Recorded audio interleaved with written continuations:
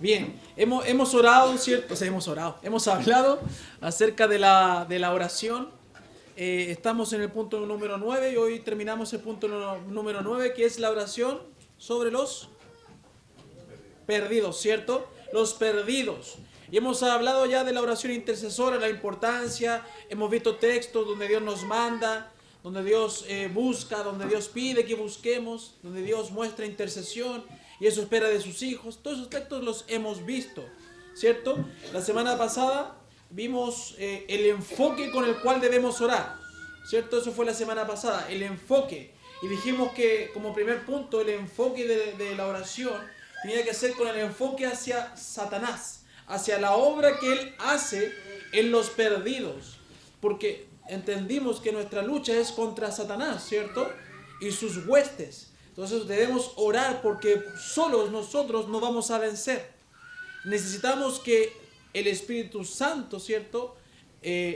Cristo, Dios mismo, actúe y uno ser un instrumento, ¿cierto? De la Divina Trinidad, como le digo, para llegar al perdido, a la salvación del perdido. Si salimos solos con nuestras, salimos solos por nuestra propia voluntad, creyendo y confiando en nuestras capacidades, habilidades o talentos, vamos a fracasar. Tiene que estar Dios obrando, el Espíritu Santo obrando, dirigiendo todo, guiando todo, intercediendo, hablando por medio de uno, porque uno es un instrumento del Señor. Entonces, más aún cuando entendemos que la obra es contra Satanás. Y él tenía, ¿de qué forma los perdidos? Los tenía cautivos, ¿cierto? Están esclavizados. Y Jesús, al venir, ¿cierto? Y al morir y al resucitar, él entregó esa libertad, ¿cierto? Dice la Biblia que llevó la cautividad. Entonces, con su muerte y resurrección, él entregó esa libertad y es posible por medio de Cristo poder ser libre de las cadenas del pecado, libre de Satanás y poder ser un hijo de Dios, un siervo de Dios. Pero ¿cómo está la gente? Cautiva. Y debemos entristecernos por su esclavitud. Cuando vemos reportajes de esclavitud, ¿cierto?, en el mundo, ¿no le da a usted como tristeza? Oh, qué pena que todavía eso esté en el mundo, ¿cierto? Uno dice eso, no sé si es un insensible que diga otra cosa, bueno. Pero uno dice, qué pena que todavía haya esclavitud, que la gente sea maltratada, sea azotada, sea, no sé, abusada. Bueno, esa misma pena, si la sentimos con la persona físicamente, también deberíamos tener esa pena espiritualmente, de aquel perdido que está siendo abusado por Satanás, está siendo azotado por Satanás, está siendo ultrajado por Satanás. Entonces deberíamos tener esa pena espiritual, esa sensibilidad que nos motiva a ir. ¿Qué más está el perdido? Está cegado. Gracias, hermana Cecilia, por venir hoy día. Ya, pues no hay más en clase. Se va a ganar. Hoy día no hay desayuno. Lo siento. Un choripán para el otro. Están cegados. Estaban con una venda. Y así estábamos nosotros. Y Cristo nos abrió los ojos. Nos mostró su luz. Y pudimos ver la luz de Cristo. Es lo mismo que debemos reflejar a otros. Somos los encargados de reflejar la luz de Cristo y sacarlos de esa ceguera espiritual en la cual están las personas. Están cegados, no pueden entender, no pueden percibir. Por eso necesitamos disponernos para el Señor, para ser instrumentos de Él, para que el Espíritu pueda convencerlos de pecado, de justicia y de juicio, y puedan sacarse esa venda que tienen en los ojos. Pero para eso tenemos que partir en oración. Tenemos que orar, tenemos que tomarle el peso a esto. Ver la importancia de la comisión que tenemos. Ah, sí, yo tengo que ir voy a repartir un tratado. Y listo, lo repartí, ya cumplí. Eso no es la gran comisión. Eso no es ser un testigo de Dios, un testificador de Cristo. No, hermano. No es simplemente, tome, le entregué y listo, ya cumplí.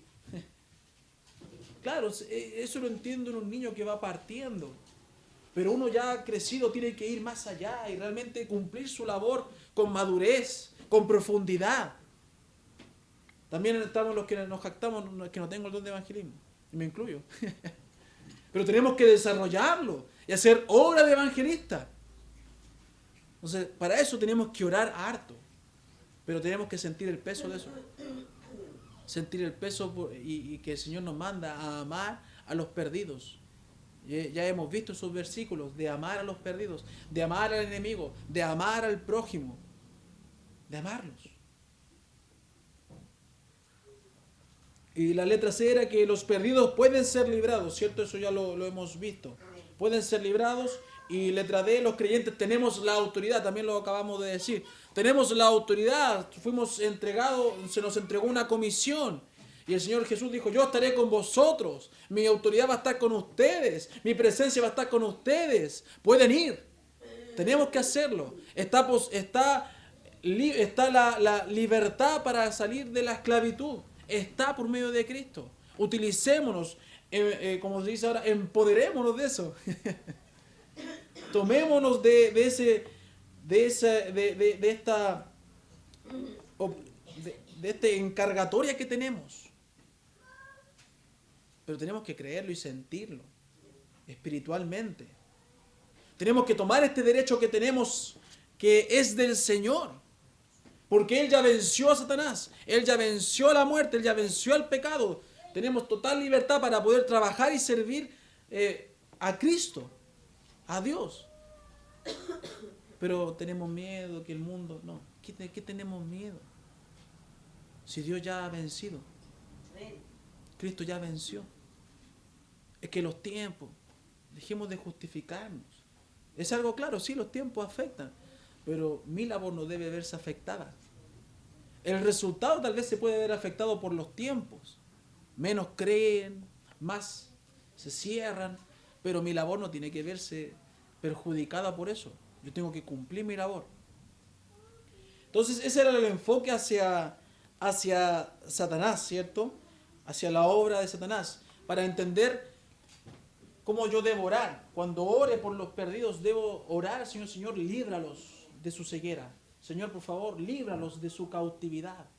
Saca a Satanás de en medio de sus vidas. Tengo que orar así. El segundo enfoque, y vamos a partir ahora con algo nuevo, ¿cierto? Es con el enfoque hacia los santos. Mateo 9:38. El enfoque hacia los santos. Mateo 9, verso 38. Número 2, con el enfoque hacia los santos. Mateo 9:38. ¿Lo conoce? Es un versículo conocido. Dice, rogad pues al Señor de la mies que envíe obreros a su mies. Entonces mi oración tiene que ser con un enfoque hacia los santos. Padre, hay perdidos. ¿Qué podemos hacer? Señor, ruego para que alguien se levante. Señor, si tú quieres que yo vaya, yo estoy dispuesto a ir. Porque amo al perdido y quiero su salvación. Anhelo su salvación. Deseo su salvación. Quiero que mi familiar, mi madre, mi padre, mi hermano, mi amigo sea salvo. ¿Debo ir, Señor? ¿Debe ir alguien? Quiero que esta nación sea salva. Quiero que esta ciudad sea salva. Que esta comuna sea salva. Entonces debemos orar enfocándonos a que alguien se levante e interceda. Si no soy yo, que sea otro. Pero que alguien interceda. Porque si no nadie intercede, ¿qué pasa cuando nadie intercede? Muere la gente sin saber. ¿Qué pasaba si Moisés no intercedía? Iban a morir. ¿Qué pasaba si Aarón no intercedía? Iban a morir. ¿Qué pasaba si Abraham no hubiese intercedido? Tal vez Lot hubiera muerto. Cuando nadie intercede, ¿cierto? Lo malo sucede. Lo malo sucede. Debemos rogar al Señor. Es necesario orar por los perdidos. Y dijimos, ¿cierto?, que esta obra es importante para el Señor.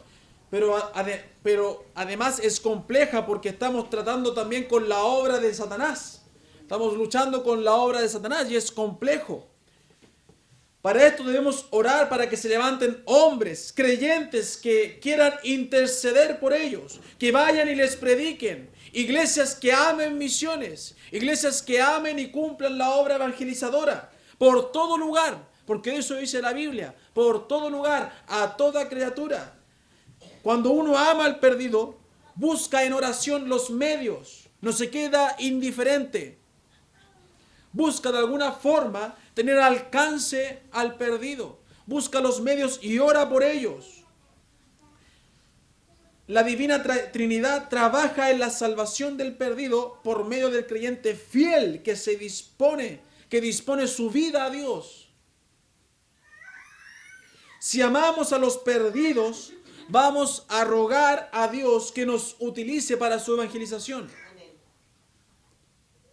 Si usted no ama al perdido, usted ni siquiera ruega por esto. Usted ni siquiera ruega incluso por usted ser un instrumento. Y es triste. Y es triste, hermano mío, porque hay gente muriendo y yo estoy indiferente. Y me siento cómodo. No deberíamos sentirnos así. Deberíamos tener un pesar. Y ese pesar motivarnos a hacer algo más. Deberíamos hacer algo más, hermanos. Dice Jesús acá que al ver las multitudes que lo seguían, ¿cierto? Tuvo compasión de ellas, pero también las vio como un campo listo para la siega. Mucha gente puede estar lista para dar su vida a Cristo si alguien le muestra el camino. Mucha gente. Jesús nos manda que oremos por la necesidad que existe de más obreros. Nuestra tarea es orar para que se levanten obreros. Y la tarea del Señor es enviar a esos obreros. No nos confundamos. Es encomendar, es llamar a esos obreros. Pero yo debo orar para que Dios llame. La falta de obreros no se debe a la indisposición de Dios de llamar. Escúcheme bien, porque a veces uno piensa, los más antiguos, antes se veía tanto gente, quiero levantarme a predicar, quiero levantarme a ser misionero, a predicar, a pastorear, ¿cierto? Eso era pan común antes, en los campamentos, ¿cierto? También. Y ahora eso se ve poco. Pero no se debe a la indisposición de Dios para llamar, ¿sabe? Se debe a la indisposición del hombre para servir. Porque Dios quiere llamar, pero no hay siervos que quieran ser llamados. O hay siervos que rechazan su llamado. Entonces, no pasa por lo otro. Hay siervos que no oran. El creyente no está interesado en lo fundamental. Está distraído en otras cosas. Está distraído en lo que el mundo le ha absorbido. Y no está con su mente y sus sentidos en lo correcto, en lo fundamental. La obra del Señor. Porque sabe, si no lo sabe, eso es lo fundamental para su vida. Si es que no lo sabe. La obra del Señor. Está en este mundo para trabajar por el Señor. No para ser uno más del mundo. Cuando uno ruega al Señor que envíe más obreros, ¿sabe? Tres cosas pasan. Si nosotros empezamos a rogar, esta iglesia empieza a rogar para que el Señor envíe más obreros, pueden pasar tres cosas. Primero, puede ser que Dios lo llame a usted mismo para ser un obrero en el campo. Porque usted tal vez no se imagina, pero puede ser que Dios lo llame. Ayer hablábamos, ¿cierto?, con alguien y yo le decía, pero que esta persona nunca ha manifestado nada. Pero ¿cómo sabes tú si en 5 años más Dios lo llama? ¿Qué sé yo? ¿Cierto? ¿Cómo sabemos? Del que a veces uno menos espera, que nunca hizo ni un devocional, pero Dios lo llamó. ¿Cierto? Entonces cuando empezamos a orar, Dios empieza a llamar obreros. Y puedes ser tú uno de esos, hermanos, o incluso hermana de alguna forma.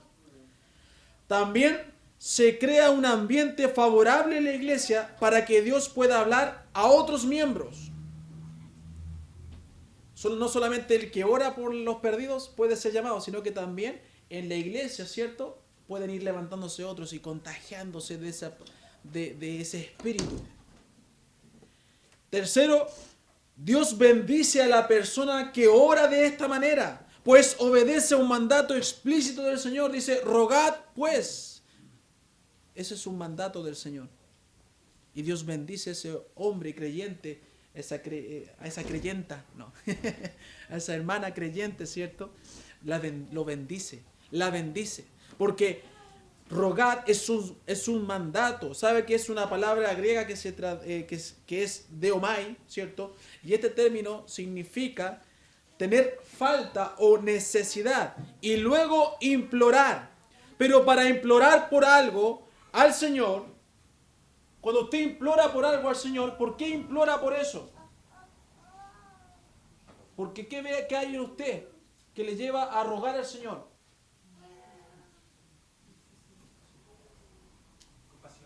No. Cuando tú ruegas al Señor por algo, ¿qué te motivó ese ruego? Pero está bien la compasión, pero no va al ejemplo. ¿Alguien parece que lo dijo acá? La necesidad. Bien, muy bien. La necesidad.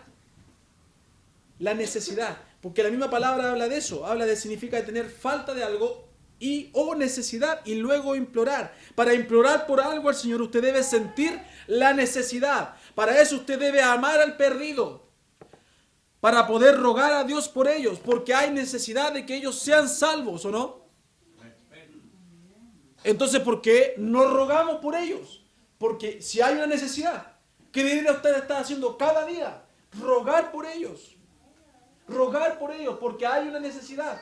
Y es un mandato del Señor, dice acá la palabra, es un mandato. Rogad pues al Señor de la mies que envíe obreros a su mies. ¿Qué debe estar haciendo en la iglesia? Rogando. ¿Me entienden? Porque hay una necesidad.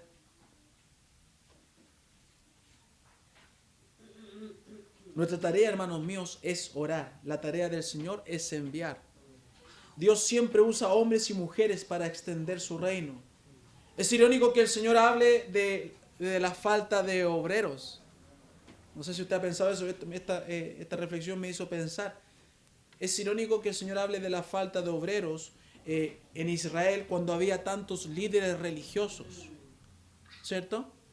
Porque había muchos líderes religiosos.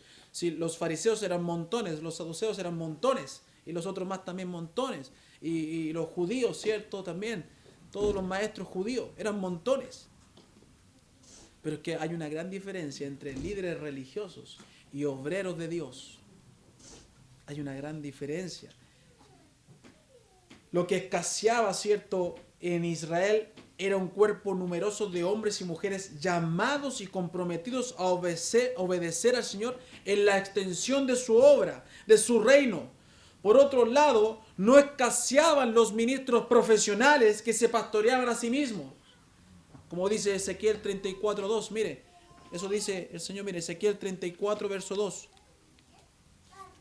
Ezequiel 34, verso 2. Los líderes religiosos no escaseaban. Lo que escaseaban eran siervos dispuestos a obedecer al Señor y a procurar, ¿cierto?, la expansión de su reino. Ezequiel 34, verso 2 dice: Hijo de hombre, profetiza contra los pastores de Israel. Profetiza y di a los pastores: así ha dicho Jehová el Señor. Ay de los pastores de Israel que se apacientan a sí mismos. ¿No apacientan los pastores a los rebaños? ¿Habían pastores en Israel? Habían pastores. Obviamente hay un contexto de la palabra pastores ahí. Puede ser toda autoridad, todo líder religioso, y tomando la figura del pastor de un rebaño, ¿cierto? Pero habían líderes religiosos. ¿Qué hacían ellos? Se apacentaban a sí mismos. No se preocupaban de la obra, de la grey, de las ovejitas. Y usted puede seguir leyendo el contexto. Entonces no escaseaban los líderes, escaseaban los obreros enviados por el Señor para procurar la extensión del reino del Señor, de Cristo. Eso sí escaseaba. Por eso dice el Señor: rogad, vayan. Ustedes mismos, discípulos, les dijo: vayan de dos en dos, siembren. Y eso es lo que no debe escasear hoy en día, hermanos míos: obreros. ¿Escasea eso? Escasea. Pocas iglesias, las iglesias tienen pocos predicadores, tienen pocos misioneros. Es fome, es triste, hermano. Yo sinceramente en mi tiempo, en el tiempo de Pastor Liceo, en mi tiempo, habían varios predicadores en varias iglesias. Incluso venían y predicaban y todo. Ahora cada iglesia tal vez tiene uno, algunos ninguno, algunos ningún misionero. Y es triste. Porque no estamos haciendo la obra si es así. Estamos dañando la obra. Quise traer algunos ejemplos. Ahí están los moravos, que comenzaron en 1727 una cadena de oración que continuó sin interrupción durante 100 años. Esto les permitió enviar más obreros que cualquier otro grupo cristiano de ese entonces. 100 años oraron cada día por los perdidos. Y enviaban y enviaban y enviaban obreros, como nadie en ese entonces. La Iglesia Bautista Galilea de Orma, Luisiana. ¿Lo gringo? ¿Estoy bien? Ellos adoptaron la isla de Malta, un país cerrado. Después de 2 semanas de oración diaria, Dios llamó a Ray Hoover, un desconocido para ellos. Pero luego de ir a predicar a su iglesia, ¿cierto?, en Luisiana, se le invitó a un viaje de exploración. Luego de 2 semanas en el lugar, solicitó autorizaciones y se convirtió en el primer misionero en siglos en la isla de Malta. En 4 años se le edificó 2 iglesias en un lugar que estaba cerrado para el evangelio. Y una iglesia oró y no tenían obreros, pero un obrero llegó. Lo conocieron y lo enviaron. La oración, hermanos míos, es poderosa. Y es lo que le he enseñado casi por muchos meses. Es poderosa. Es poderosa. Úsela en todas las áreas que hemos aprendido. Y va a ver el resultado. Va a poder experimentarlo. Entonces, estos son ejemplos de iglesias, de creyentes que oran, de iglesias que oran y amaban a los perdidos. Cuando nuestra iglesia ha orado por los perdidos, se han abierto 3 misiones. ¿Pero siguen habiendo perdidos? Entonces no debemos dejar de orar. Todavía hay una necesidad. No nos podemos quedar con las 3 misiones que hemos formado, ¿cierto? Lo que estoy considerando Pastor Eliseo. No nos podemos quedar con eso porque todavía hay necesidad. Debemos levantarnos a servir y a orar. Por eso nuestra oración por los perdidos tiene que también ser una oración desafiante para mí. De involucramiento en la obra. No seguir siendo un hombre cómodo, pensando en que otros hagan la labor que yo debo cumplir. Que usted debe cumplir.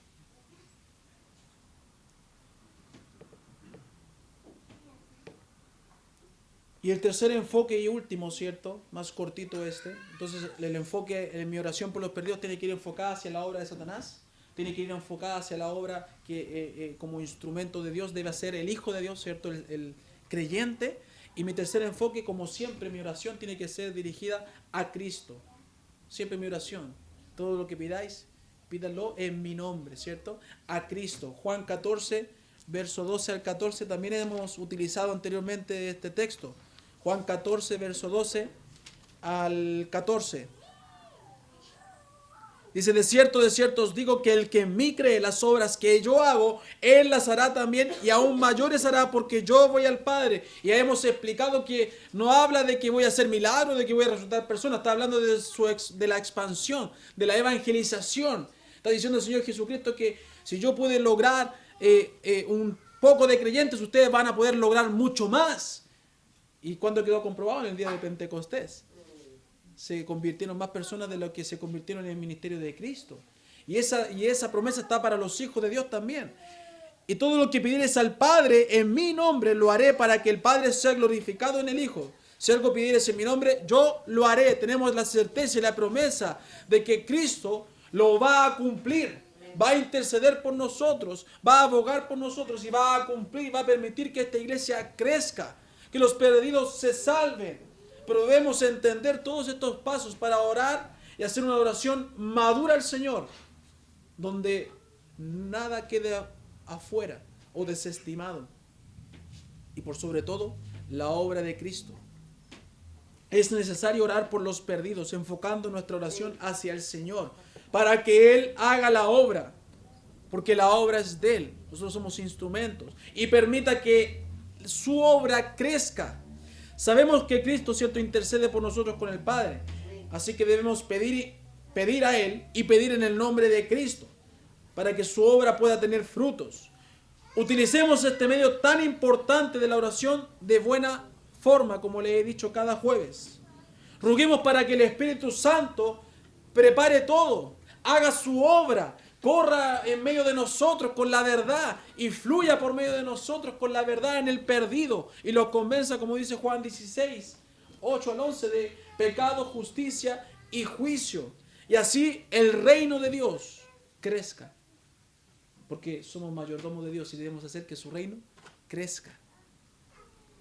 Si no oramos por los perdidos, escúcheme bien, si no oramos por los perdidos, estamos perdidos en nuestra labor, en lo que deberíamos hacer. Si usted no ora por los perdidos, está muy perdido de lo que debería hacer, de lo que para lo que está aquí en este mundo. No está aquí para ser exitoso humanamente hablando, aunque si lo es, qué bueno, una bendición de Dios. Está aquí para servir a Dios. Está aquí para eso. Entonces, si no oramos por los perdidos, usted está muy perdido de cuál es la voluntad de Dios para su vida.